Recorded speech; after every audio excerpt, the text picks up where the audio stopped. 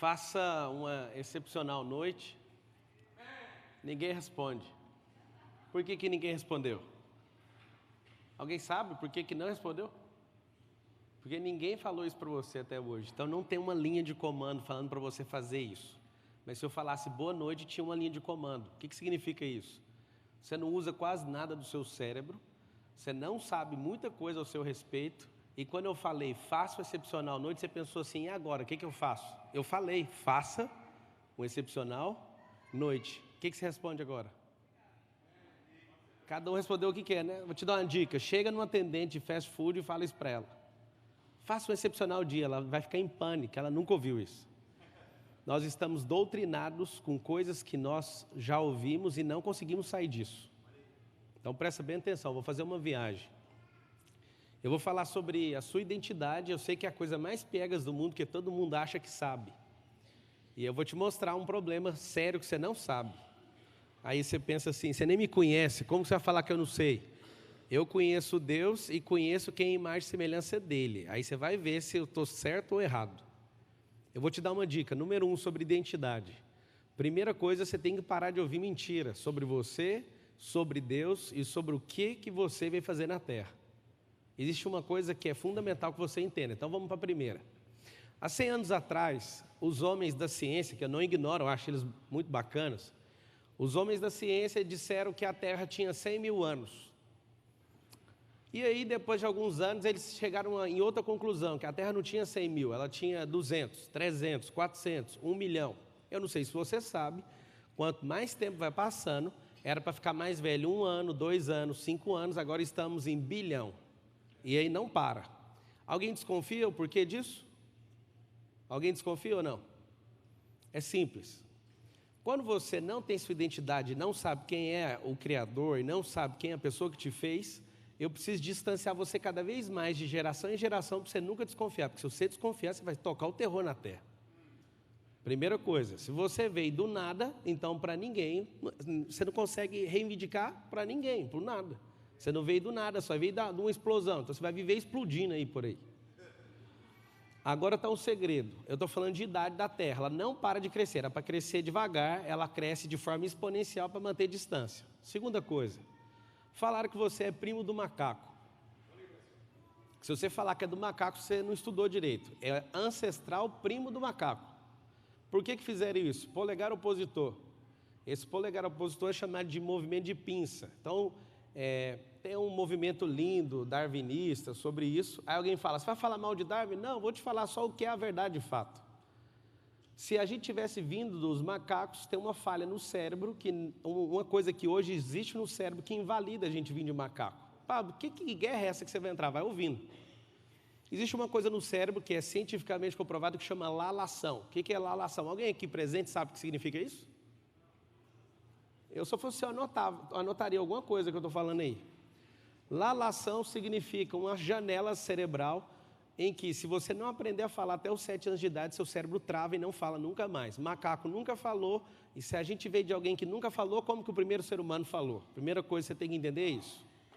Segundo, ao invés de crescer de forma natural a idade da Terra, ela cresce de forma exponencial para cada vez mais você ficar mais distante da idade da Terra, para você nunca entender que é um Criador.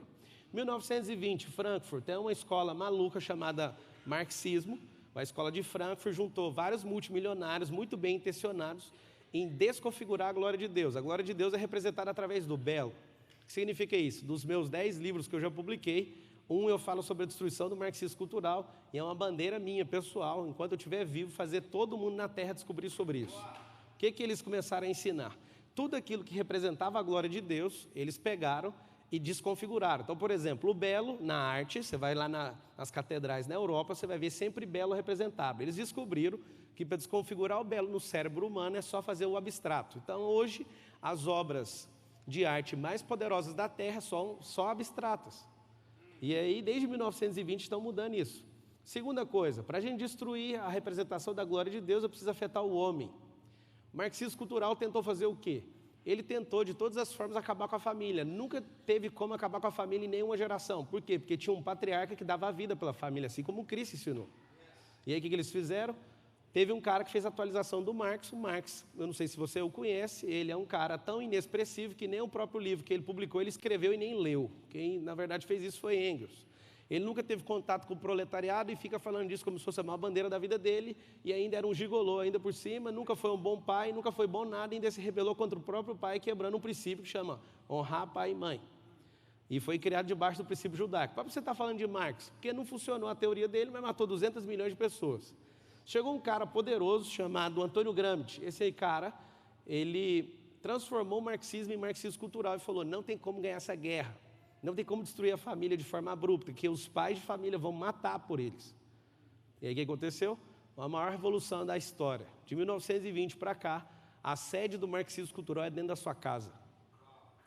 E aí seus filhos estão em rebelião contra vocês estão contra Deus e vocês estão contra uns aos outros. Seu próprio cônjuge é seu inimigo hoje. Isso foi ensinado para você perder essa configuração de família. Paulo, por que você está falando isso? Para te mostrar o que significa identidade. Alguém que sabe atacar a identidade, destruir sua identidade, começando na sua família, antes de você. Alguns de vocês têm experiências terríveis do que é família, do que é casamento, do que é ser filho e ser pai, inclusive. E aí o que aconteceu? Essa geração é a mais destruída da história. Alguém pergunta para mim, Pablo, você é criacionista ou evolucionista? Nenhum dos dois. Eu sou imagem e semelhança do Criador. Pablo, você é empresário? Não, eu sou imagem e semelhança do Criador. Pablo, você é escritor? Você é investidor? Não, isso é função. Valadão é cantor? Não, isso é uma função. A hora que ele quiser parar, ele para. Mas ele é adorador, então eu sugiro que você nunca pare de adorar. De cantar, talvez você pode parar. Mas o Valadão é pastor? Não, pastor é uma função. Identidade não tem nada a ver com função. As pessoas confundem função com identidade, com missão, com propósito, tem nada a ver uma coisa com a outra.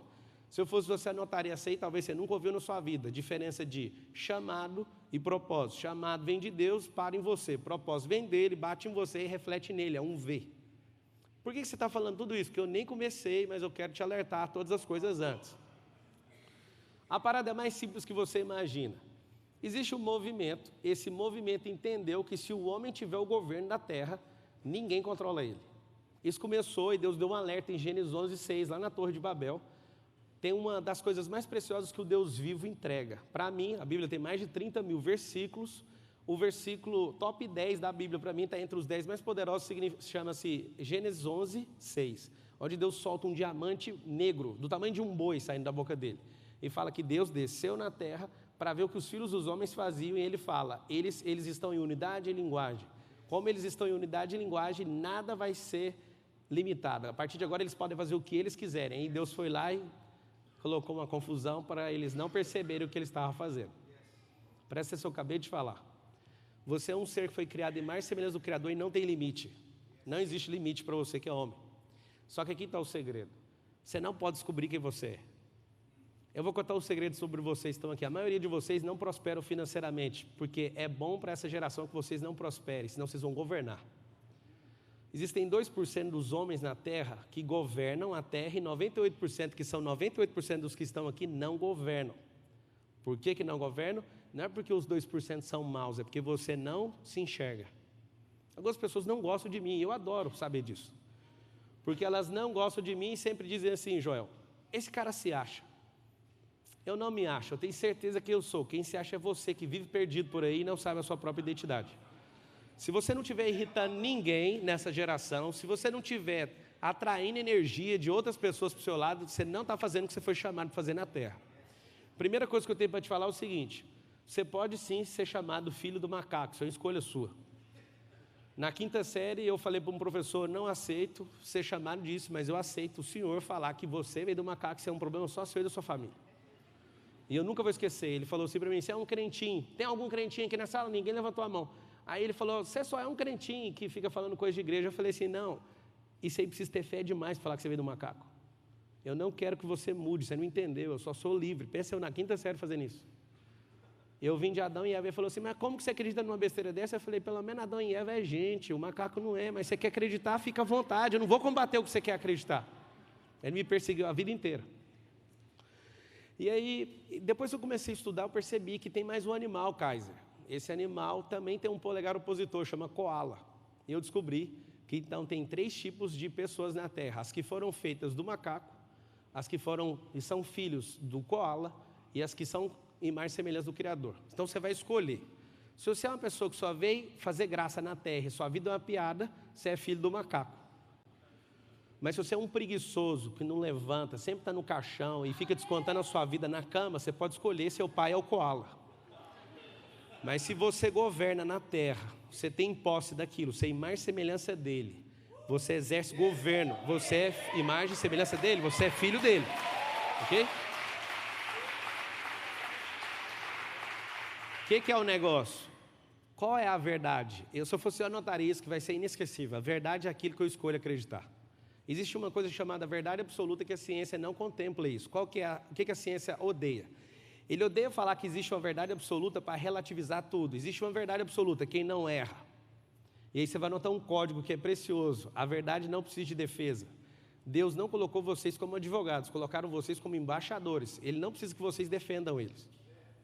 Quando eu falo eles, é a trindade inteira. Deus não precisa de sua defesa. Jesus não se defendeu nenhuma vez. Ele era a verdade absoluta e se eu fosse você, eu pegaria esse código.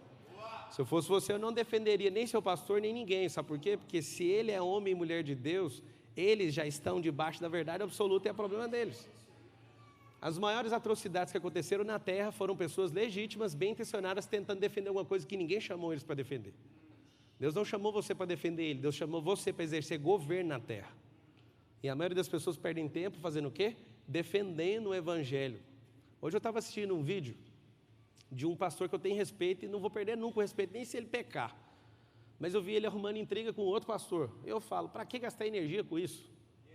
Não faz sentido você gastar energia combatendo o outro, sendo que era para você usar o que tem em você para frutificar. E aí o que é a parada? A gente quer tomar partido o tempo inteiro. Um grande pastor que eu admirava profundamente, caiu num pecado, a igreja excluiu ele, é um dos maiores pastores do planeta Terra. Quando ele caiu, eu vi todo mundo correr de perto dele, eu peguei o telefone e falei, agora eu descobri que você é pior do que a gente imaginava. E eu quero falar que agora, eu quero servir você com os meus bens, com a minha atenção, o que você precisar eu estou com você. Eu acho que Cristo faria sim, mas o religioso não. O religioso que é fiel do macaco ou do koala, o que ele faz? Ele faz as pessoas se afastarem de Deus. E eu estou te falando tudo isso porque nem cheguei no tema identidade. Uma vez eu estava num seminário de finanças, Joel, e um cara subiu lá e falou assim, para ficar multimilionário precisa de 10 anos. E aí eu olhei e falei, faz sentido, eu consegui bater isso aí com 7 anos, então 10 anos está tudo certo. Aí chegou um outro e falou assim, para ficar multimilionário é instantaneamente. Eu falei, nunca vi isso, mas tudo bem. Eu vi as pessoas felizes falando assim, eu quero instantâneo, jogando na cena talvez. E subiu um terceiro, eu era o quarto a falar, e o terceiro subiu e falou assim, para que ficar rico, sendo que você tem que dar tudo aos pobres? Eu falei, gente, que loucura esse seminário de finanças. Um fala que leva uma década, o outro é instantâneo, o outro fala, para que você vai ficar rico, você tem que dar para os outros? Aí eu subi, os três estavam lá sentados, lá vai a bomba ambulante, que sou eu, subi e falei, gente, quem é que está certo, o fulano, o outro ou o outro? Ficou todo mundo em pane. Um é 10 anos, o outro é instantâneo, o outro não tem que ficar, você tem que dar para os pobres. E as pessoas falavam, eu acho que o que mais é coerente é o mais rico deles, que é o Xavier. É Xavier? Não, é Arão Xavier. O Arão, amigão meu, se estiver assistindo, um beijo, Arão. O Arão foi o mais coerente, e todo mundo falou, já que ele é o mais rico desses três, que falou, nós vamos acreditar nele. E aí eu soltei uma lá e eu vou soltar para você. Verdade é aquilo que você escolhe acreditar. Então, se você acreditar em qualquer coisa de gente que fica distorcendo a Bíblia, você vai ter o resultado que ele tem. A dica que eu te dou é, observe o resultado. Deixa eu explicar uma coisa, a maioria de vocês são travados financeiramente, eu vou te explicar por quê. Todo bloqueio que você tem, anota essa aí, meu bloqueio tem intimidade com o meu propósito. Eu estou falando aqui hoje, é engraçado, que eu sou fã do André desde menino. Você tem muitos anos, né, André?